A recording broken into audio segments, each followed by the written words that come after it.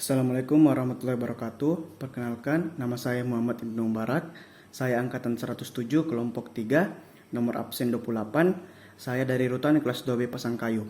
Di sini saya akan menjelaskan tentang manajemen ASN dan Smart ASN.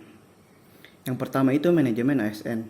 Manajemen ASN adalah pengelolaan ASN untuk menghasilkan pegawai ASN yang profesional, memiliki nilai dasar, etika profesi, bebas dari intervensi politik, bersih dari praktik korupsi, kolusi, dan nepotisme. Kemudian Undang-Undang Nomor 5 Tahun 2014 tentang ASN, yaitu ASN merupakan warga negara yang memenuhi syarat tertentu, diangkat sebagai pegawai ASN secara tetap oleh pejabat pembina kepegawaian untuk menduduki jabatan pemerintahan, memiliki nomor induk pegawai secara nasional. Kemudian ada P3K. P3K adalah warga negara Indonesia yang memenuhi syarat tertentu yang diangkat oleh pejabat pembina kepegawaian berdasarkan perjanjian kerja sesuai dengan kebutuhan instansi pemerintah untuk jangka waktu tertentu dalam rangka melaksanakan tugas pemerintah. Peran ASN yang pertama itu pelaksanaan kebijakan publik, pelayanan publik, perekat dan pemersatu bangsa. Kemudian ada tugas ASN, yaitu melaksanakan kebijakan yang dibuat pejabat pembina kepegawaian sesuai dengan ketentuan peraturan perundang-undangan, memberikan pelayanan publik yang profesional dan berkualitas, mempererat persatuan dan kesatuan negara kesatuan Republik Indonesia. Kemudian ada kewajiban ASN, yang pertama itu gaji, tunjangan fasilitas, perlindungan, cuti, jaminan pensiun, jaminan hari tua, dan pengembangan kompetensi. Kewajiban seorang ASN yang pertama itu setia dan taat pada Pancasila, Undang-Undang Dasar Negara Republik Indonesia tahun 1945, Negara Kesatuan Republik Indonesia dan pemerintah yang sah, menjaga persatuan dan kesatuan bangsa, melaksanakan kebijakan yang dirumuskan pejabat pemerintah yang berwenang, menaati ketentuan peraturan perundang-undangan, melaksanakan tugas kedinasan dengan penuh pengabdian, kejujuran, kesadaran dan tanggung jawab, menunjukkan integritas dan keteladanan dalam sikap, perilaku, ucapan, dan tindakan kepada setiap orang baik di dalam maupun di luar kedinasan, menyimpan rahasia jabatan dan hanya dapat mengemukakan rahasia jabatan sesuai dengan ketentuan peraturan perundang-undangan, bersedia ditempatkan di seluruh wilayah negara kesatuan Republik Indonesia.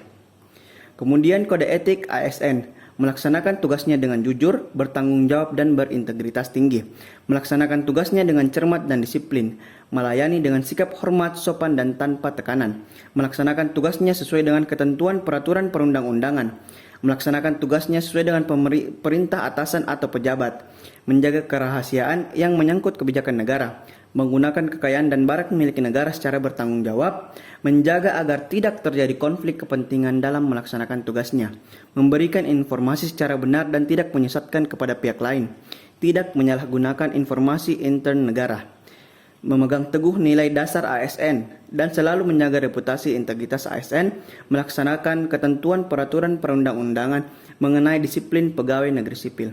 Sistem merit adalah kebijakan dan manajemen ASN yang berdasarkan pada kualifikasi, kompetensi, dan kinerja secara adil dan wajar dengan tanpa membedakan latar belakang politik, ras, warna kulit, agama, asal-usul, jenis kelamin, status pernikahan, umur, atau kondisi kecacatan.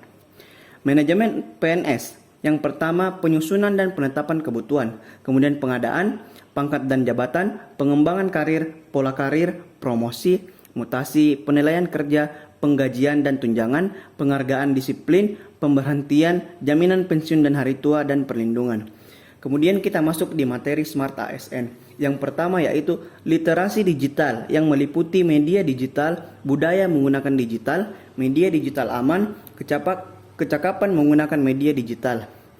Ruang lingkup etika dunia digital, perilaku sadar, tanggung jawab, integritas, nilai kebajikan, tata kelola, interaksi, partisipasi, kolaborasi, dan transaksi elektronik.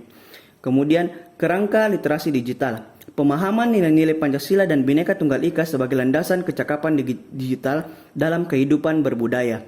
Kemudian internalisasi, nilai-nilai Pancasila dan Bhinneka Tunggal Ika di ruang digital. Adapun kompetensi yang dibutuhkan adalah cakap produksi, cakap distribusi, cakap partisipasi, dan cakap kolaborasi.